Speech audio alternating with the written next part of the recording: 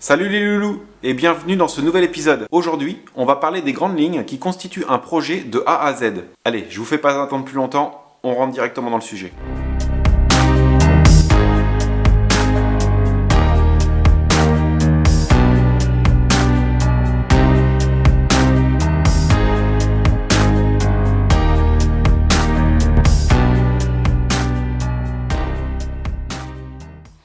Alors, commencer un projet bois? Oui, mais par où? Cette vidéo, j'ai eu l'idée de la faire parce que je discute quand même pas mal avec les amis et je me rends compte que parfois, même très souvent, ils prennent le problème un petit peu à l'envers afin d'obtenir un projet. Que ce soit une tête de lit, une table basse, une table de salle à manger, un bibelot, un cadre, peu importe, le projet, c'est tout le temps régi de la même façon. On partira tout le temps d'une étape principale pour aller à la dernière. Peu importe le sujet, elles sont les mêmes. J'ai trop souvent vu de personnes, si vous voulez, qui commencent par acheter des outils et qui après se demandent quel type de projet ils vont pouvoir réaliser. Là, c'est commencer par contre le problème déjà un petit peu à l'envers. Dans un premier temps, on va commencer par déterminer le projet en soi. Qu'est-ce que j'ai envie de réaliser chez moi? Nous, dans cet exemple aujourd'hui, on va partir du principe qu'on veut réaliser une tête de lit. Première chose, on va établir un cahier des charges. Quelle forme va avoir ma tête de lit? Pour quel type de lit? Est-ce que c'est un lit de 140, 120, 160? Est-ce que j'ai besoin d'avoir des tables de chevet, flottantes, juste des tablettes, tiroirs, casier de rangement? Est-ce que vous avez besoin d'interrupteurs, de liseuses individuelles de chaque côté, un éclairage centralisé, des prises USB pour pouvoir recharger le téléphone portable? Ici, on va vraiment mettre toutes les idées, tout ce qui vous fait plaisir et envie, vous allez les mettre à l'intérieur. Dans votre cahier des charges, n'oubliez pas d'y inclure le budget désiré, c'est-à-dire que vous n'aimeriez peut-être pas mettre plus de 150 € pour réaliser votre tête de lit, tout inclus, matériel, consommable, machine, tout. Mettez votre budget dès le départ. On voit trop souvent des gens qui commencent par se dire j'aimerais faire ça, ils commencent à acheter des outils d'un côté et qu'ils n'auront peut-être même pas besoin durant la réalisation. La machine n'est peut-être pas perdue, elle servira pour un autre projet, mais dans l'immédiat vous avez fait une perte d'argent. C'est un peu dommage. Une fois que votre cahier des charges est globalement bien ficelé, on va passer à la partie un peu technique, recherche. On va commencer à faire des recherches sur internet de styles qui vous intéressent ou dans des magazines. Vous avez peut-être déjà une idée préarrêtée ou alors c'est de la conception imaginaire. Vous partez, le crayon glisse tout seul sur le papier, c'est vous qui inventez directement votre modèle. Une fois que ça c'est fait, on va passer à la partie plan. Dans le plan, c'est là que je vais passer sur le papier à l'échelle. Alors, on peut dessiner sur une feuille A4 comme une feuille A3 ce qu'on a sous la main. Il n'y a pas besoin d'investir dans du matériel pour l'instant. Une règle, une équerre, un compas et un crayon de papier, une gomme pour les erreurs. Et on commence à coucher sur le papier l'encadrement de la pièce, le mur, les dimensions, longueur, largeur, profondeur, tout ce qu'il y a besoin de savoir de la pièce. Vous pouvez déjà y modéliser votre lit et après de venir dessiner autour, à l'échelle, la tête de lit dans le sens où vous l'avez pensé. Une fois que la partie graphique est plus ou moins terminée, on va commencer à se pencher un peu plus sur l'aspect esthétique du produit. Est-ce que je veux voir des planches de bois? Est-ce que je veux un panneau de particules? Est-ce que je veux un panneau reconstitué? Qu'est-ce que je veux comme esthétique? C'est là qu'on va commencer à faire jouer le budget qu'on a mis en place dans le cahier des charges, car on va essayer de trouver une adéquation entre les deux à partir de ce moment-là. Est-ce que je possède déjà du bois à ma disposition? De simples vieilles planches de parquet peuvent faire l'affaire. Est-ce que j'ai des restes d'un autre projet dans le garage? Là, c'est la partie qui vous concerne un peu plus. Moi, je ne sais pas ce que vous avez chez vous. Donc, une fois qu'on a déterminé quel type de matériaux on allait pouvoir utiliser, si c'est du recyclage à la maison ou de l'achat, ça va déjà nous orienter sur la façon dont on va pouvoir travailler le produit derrière. Est-ce que je vais avoir des grands panneaux et à ce moment-là, il y aura juste une découpe à faire sur les contours? Est-ce que j'ai besoin de faire un assemblage de panneaux pour réaliser une zone de la tête de lit ou la totalité à partir de lattes de chêne par exemple d'un vieux parquet? C'est ce qui va commencer à nous déterminer l'outillage et la façon dont on va travailler. On a trop souvent des tutos sur internet où cette partie-là elle est un peu trop vite squeezée ou alors on la met à la fin de l'explication. Moi je pense que c'est primordial de la mettre au début, avant même de savoir ce que j'ai comme outil à ma disposition, de savoir le produit que je veux travailler, comment je vais le travailler. Parce qu'après, il y aura 10 000 façons de le faire. On peut travailler avec des scies à main, comme on peut travailler avec une scie sauteuse, une scie circulaire. On a tout le temps des idées qui viennent compenser le manque de budget sur l'outillage. Le principal, c'est vraiment de se dire, je veux ma tête de lit avec des barreaux, des tables de chevet, etc. Donc dans mon exemple, eh bien moi ça sera avec du parquet recyclé, de vieilles lattes de chêne qui me restent d'un projet là-haut, que j'avais envie de réutiliser pour ne pas les perdre, et je vais en faire une tête de lit. Dans le calcul de débit que j'ai commencé à faire, en me rendant compte que la superficie de ma tête de lit allait être très importante, j'ai pas assez de lattes de bois. Eh bien c'est pas grave, on adapte le projet. J'ai tout simplement évidé la partie qu'il y a au niveau du lit, de façon à faire un carré et ma zone de passage de câble électrique. Et mes tables de chevet seront réalisées en hêtre. J'ai trouvé un accord au niveau des couleurs de bois qui ne fait pas trop tache dans le décor. Bon, en même temps, c'est pour chez moi. Personne n'est là pour venir voir et me juger si mes tables de nuit elles vont en adéquation avec le reste. Donc le premier chapitre, ça va être, en gros, le choix du bois. Qu'est-ce qu'on a comme bois à notre disposition? Déjà, on a le massif. Il en existe, on va dire, dans les grandes lignes, deux grandes variétés, le résineux et le feuillu. Donc dans la famille des feuillus, c'est là qu'on va retrouver le chêne, le frêne, le hêtre, le noyer, on en passe, hein, c'est un petit exemple. Et dans la famille des résineux, c'est là qu'on va retrouver le sapin, le pin, le mélèze. Il y a une petite précision à apporter, il faut quand même tenir compte que le bois, avant tout, c'est une matière vivante. À partir du moment où vous avez intégré ça, je pense que n'importe qui est capable de travailler le bois à partir du moment où il a conscience que la matière qu'il va travailler, elle est vivante. Donc il va falloir accepter qu'elle se mette à travailler dans le temps ou en cours d'usinage. Mais le fait de le savoir, ça va vous permettre d'anticiper une grande partie des choses. Pour terminer le passage du bois, on n'a pas que du massif, on a aussi des panneaux composés, la mélamine, le tripli, de l'OSB, on a pas mal de dérivés de bois qui sont peut-être une façon astucieuse de réduire les coûts sur la structure de votre ouvrage. L'une des questions qui m'a été posée, c'est de savoir où est-ce qu'on peut trouver du bois. Je dirais que la réponse la plus simple, c'est aller voir vos artisans près de chez vous. Il y a des menuisiers, des ébénistes, vous tapez ça sur Google, vous allez voir, il y en a une quantité phénoménale autour de chez vous. J'en connais pas beaucoup près de chez moi qui sont contre le fait qu'on aille les voir et leur demander du bois. C'est peut-être même l'occasion, si vous avez peu de machines, de leur demander directement du bois prédébité aux dimensions que vous avez besoin. Il sera déjà dégauchi, raboté correctement, pour une somme un peu supplémentaire, c'est sûr. Mais pour vous, ça va être un gros gain de temps et il n'y a pas besoin d'investir déjà dans de grosses machines. L'autre solution, c'est d'aller sur des fournisseurs de bois. Alors, je ne suis pas là pour faire de la pub pour certaines marques.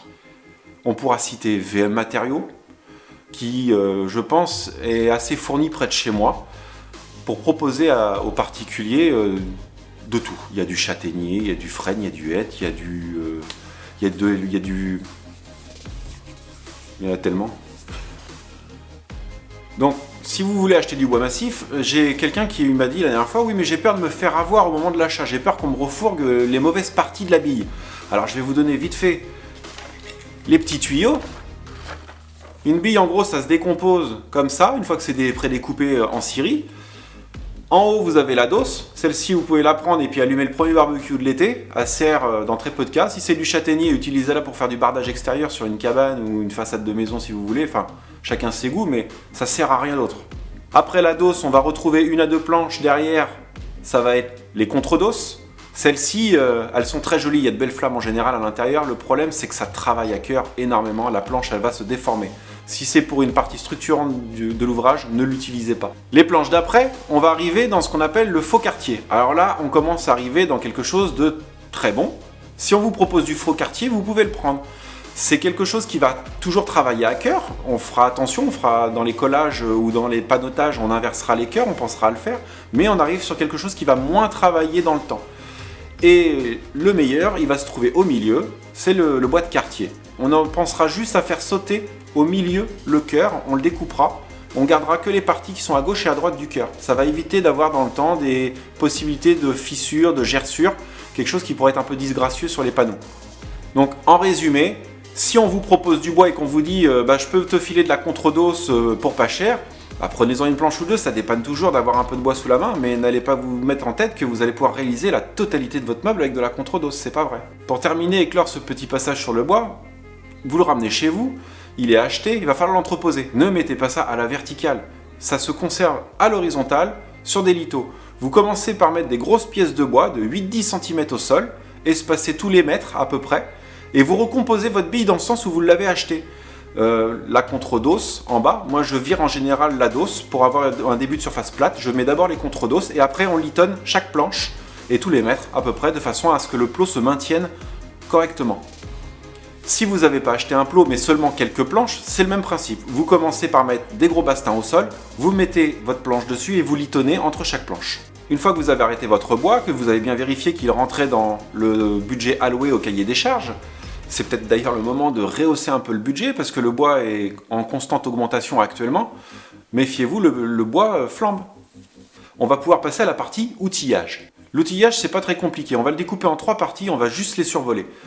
L'outil à main, l'électroportatif et la machine lourde atelier, ce qu'il y a derrière moi. J'irai pas par 4 chemins, il n'y a pas de mauvais outils, il n'y a que des mauvais utilisateurs. Alors j'entends déjà les grosses voix qui commencent à monter en me disant « Oui, mais pourquoi vous achetez du matériel qui est hors de prix ?» Oui, c'est vrai, on achète du matériel qui coûte très cher, mais parce qu'on l'utilise tous les jours. On a besoin de fiabilité au niveau des produits, on a besoin d'avoir une répétabilité au niveau des réglages, on a besoin d'avoir une constance dans la façon dont on travaille avec. On achète plus cher pour des raisons bien spécifiques. Mais je peux vous jurer qu'une petite machine, une scie sauteuse à 10 ou 15 balles dans les grandes surfaces de bricolage, à partir du moment où vous allez lui mettre une bonne lame dessus, elle va faire le job. Quand c'est une utilisation ponctuelle pour un particulier, n'allez pas investir 150, 200 balles dans une scie sauteuse. Une petite scie sauteuse à 10, 15, allez peut-être 20 ou 30 euros si vous avez un peu plus de budget, mais consacrez plus d'argent dans la lame qui va venir dessus que dans la machine en elle-même. Je vais reprendre un exemple tout bête. J'ai un ami qui a acheté une machine pour 3 fois rien qui me disait « ça coupe pas ». Ça coupe de travers, j'arrive pas à faire des coupes droites, ça fait pas ce que je veux, c'est vraiment de la merde. Alors je lui ai demandé de me présenter sa machine, je lui ai juste ramené une lame de qualité que j'ai montée sur sa scie, je lui ai demandé ce qu'il y avait à faire comme découpe. Il faudrait couper droit ici sur 2 mètres, il faudrait faire un arrondi ici. Ça s'est exécuté, je lui ai fait le travail, allez, en 10-15 minutes. Et il était sur le cul. Mais comment t'as fait ? Je lui ai dit, c'est pas compliqué, la machine elle a une façon de fonctionner, si on ne sait pas comment elle fonctionne, et qu'on ne met pas non plus les bonnes lames dessus, on obtient un travail de merde. Mais la machine en elle-même, elle fait son job. À partir du moment où la lame elle monte, elle descend sur une scie sauteuse, c'est le principal. Des fois, la lame va coûter plus cher que la machine, c'est vrai, mais c'est le prix d'un résultat garanti. Pour les outils à main, c'est pareil, n'allez pas investir des 1000 et des cents dans des ciseaux et des rabots à bois au démarrage. Prenez des petites choses bas de gamme dans les grandes surfaces. À partir du moment où l'affûtage sera correctement réalisé, vous verrez que vous serez satisfait de votre outil. L'affûtage va être important si vous avez acheté des ciseaux à bois pour réaliser votre ouvrage. C'est vraiment la partie la plus importante. N'utilisez pas un ciseau à bois qui sort d'une grande surface de bricolage. Affûtez-le dès son retour à la maison, c'est le plus important. Quelqu'un qui sait affûter correctement son outil saura s'en servir. Et ça, vous verrez que ça se prouve dans 100% des cas. Ensuite viendra la partie du choix des colles. Quelle colle je vais utiliser pour mon ouvrage ? Alors si c'est en intérieur, eh bien une colle D1 de qualité D1 suffira largement. Si c'est un ouvrage en extérieur, commencez à prendre des qualités D3 ou D4. Sur la partie concernant les colles, il y a une petite phrase rigolote à se souvenir, mais qui est primordiale, je dirais, au moment de la réalisation de l'assemblage. Ce n'est pas la colle qui chie qui colle, mais c'est la colle qui pousse la colle qui chie qui colle. À présent, on va arriver sur la partie finition. Est-ce que ma réalisation, comme moi la tête de lit, a besoin d'une finition ? Est-ce que je peux me permettre de conserver le bois à l'état brut ? À ce moment-là, un simple ponçage pourra suffire. Si c'est un ouvrage en extérieur, peut-être qu'il faudra mettre une lasure, un vernis. La qualité de votre finition va dépendre énormément de votre ponçage. C'est le ponçage qui va faire la qualité de votre finition. Si vous avez poncé grossièrement avec un grain 60 et que vous vous attendez à avoir une surface très lisse après une couche de vernis, c'est se mettre le doigt profond dans l'œil. On va utiliser un grain grossier pour démarrer, enlever toutes les rayures de surface, les aspérités, les creux, les bosses, et on va affiner les grains de façon à obtenir un rendu aussi lisse que la finition a besoin. Si c'est un vernis, de l'huile, de la cire, etc. Petite astuce qu'on va glisser, on pourra faire ce qu'on appelle une finition à l'eau. Pensez-y, c'est quelque chose qui vous coûte que dalle et qui va vous permettre d'avoir un rendu tip-top si vous voulez faire un vernis. Tout simplement, vous poncez avec votre grain de finition, vous allez passer votre ponceuse avec un grain 120, vous allez la dépoussiérer et vous allez utiliser de l'eau chaude sur un chiffon. Vous allez bien frotter toute la surface du bois, la chaleur avec l'eau combinée va relever toutes les fibres du bois. Une fois que ça sera sec, 24 à 48 heures, vous repassez un coup de ponceuse avec le même grain et vous renouvelez au total 3 fois l'opération. Essayez-le et donnez-moi dans les commentaires les résultats que vous allez obtenir. Je peux vous jurer que le résultat est bluffant. Donc le dossier est plutôt bien engagé, on a déjà arrêté le budget, on sait quel type de bois on va vouloir travailler, quel rendu physique va avoir notre ouvrage. On va commencer à regarder la façon dont votre projet doit se construire. Est-ce qu'il y a des emboîtements par tenon-mortaise? Est-ce que je fixe tout avec des vis, avec des lamellos, des chevilles? À partir de ce moment-là, on va commencer à déterminer l'outillage nécessaire. Le but étant que ça rentre dans le budget. Alors je vous cache pas que si vous démarrez tout juste le travail, que vous n'avez même pas un marteau chez vous, les premiers investissements vont être quand même assez lourds, même si on achète du petit matériel. Tout de suite, dans les grandes lignes, je peux vous donner déjà l'outillage qui va être indispensable quasiment à 100%. Il va vous falloir au moins 2 ciseaux à bois, voire 3, un petit, un 6 ou 10 de large, un 15 ou 20 et si possible un 35-40. Un meilleur bois pour pouvoir taper dessus ou rentrer les chevilles lors des assemblages. Pour ceux qui souhaiteraient réaliser des tenon-mortaise ou ce genre d'assemblage là, pour vous faciliter les choses, un petit trusquin pour faire les tracés, ça sera un gros gain de temps et un gain de précision. Une surface de travail, un établi ou alors des bons tréteaux avec une planche assez solide dessus. Pour les serre-joints, c'est la partie un peu critique, ça coûte cher et il y en a besoin de beaucoup. On n'en a jamais assez dans un atelier. Il vous faudra toutes les tailles, c'est pas perdu. Vous pouvez acheter des petits de 15-20 cm, des 30, des 40, des 60. Si vous avez le budget pour en acheter des 1,20 m, faites-le tout de suite. C'est vraiment un point assez critique dans l'atelier. Même moi, je manque encore de serre-joints, j'en ai pourtant une trentaine et ça me manque. À la liste, on pourrait ajouter aussi une ponceuse. Elle n'est pas obligatoire. Si vous avez de bons poignets et un bon coude, ça marche très bien, à la cale à poncer. Si vous voulez avoir un gain de temps sur les finitions pour l'exécution, achetez une petite ponceuse rotative, ça suffira largement. N'achetez pas de ponceuse à bande pour l'instant, c'est un peu trop compliqué à manipuler au démarrage. Il vous faudra aussi investir dans une partie découpe. Alors, le choix il est un peu compliqué. Soit on prend des scies à main et on se dit qu'on va pouvoir tout débiter à la main, ou alors on achète une scie. Là, on a le choix, scie sauteuse ou scie circulaire. Personnellement, je pense que la scie sauteuse, elle a beaucoup plus d'avantages à vous apporter que la scie circulaire.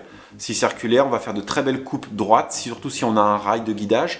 La scie sauteuse, utilisée et combinée donc avec un rail, on obtient des résultats assez surprenant si on utilise la bonne lame.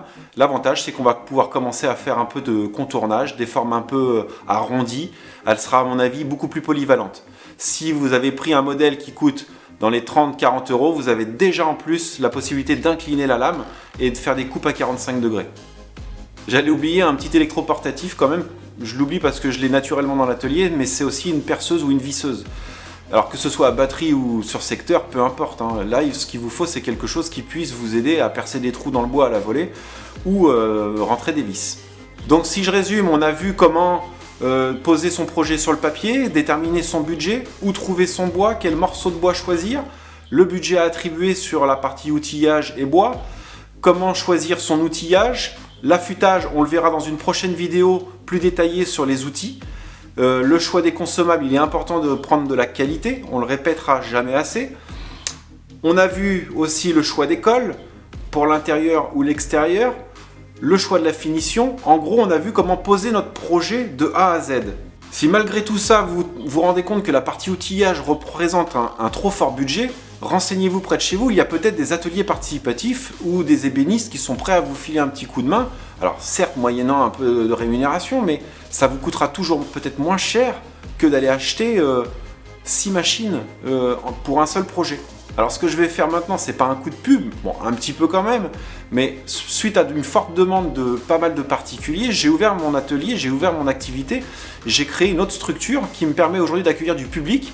C'est un atelier participatif en gros chez un professionnel. Vous pouvez venir réaliser vos meubles chez moi avec mon outillage et mes conseils quand je suis à vos côtés. Renseignez-vous près de chez vous, il y a sûrement d'autres professionnels qui ont eu la même idée que moi, ou si vous allez les voir, qui vont peut-être se dire il y a peut-être une carte à jouer et je vais le faire moi aussi. Je trouve que c'est le meilleur moyen de faire des rencontres, un partage de connaissances et de faire un échange excellent. On passe des journées formidables à l'atelier avec les particuliers.